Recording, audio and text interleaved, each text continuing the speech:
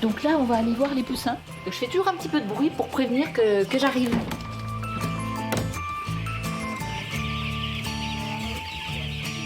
Là, ils ont 2 semaines.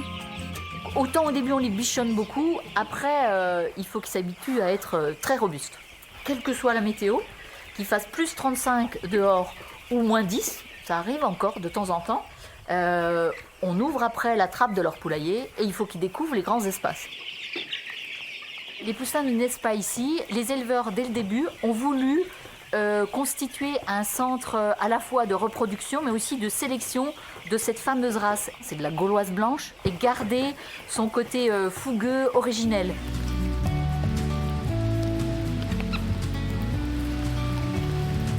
J'ai un petit hublot où je peux les observer sans les déranger.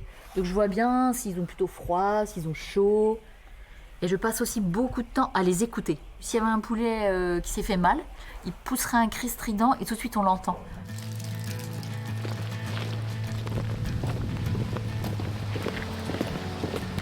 Alors là, on va aller voir des poulets un petit peu plus gros. Ce sont mes futurs poulards de Noël.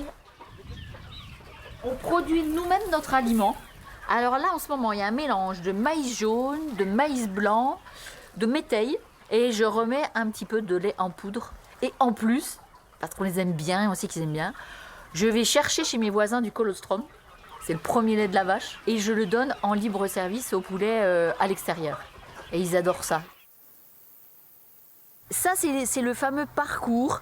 C'est vraiment notre richesse. Je vais remettre la capuche parce que je crois qu'il pleut. Mais ne vous méprenez pas, on adore la pluie en Bresse. Parce qu'il y a du ver de terre, il y a de la vie, l'herbe est verte. Les années sèches sont des années maintenant beaucoup plus compliquées pour nous, quoi. On laisse tout ce qui pourrait embêter normalement, les joncs, les ronces, les orties. On leur offre ces abris où ils savent que les oiseaux ne pourront pas les attaquer, quoi. On a un tout petit élevage. Et pourtant, on a notre propre abattoir CE. C'est nous qui nous occupons du sacrifice des animaux. On va les endormir profondément avant de les saigner.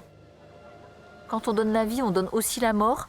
J'en ai fait une maxime intérieure et j'ai voulu vraiment m'occuper, oui, de ce moment-là.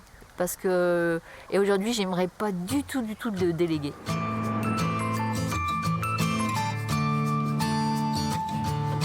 Entre ces murs, moi, ce que j'ai toujours voulu, c'est que ici, tout le monde se sente bien.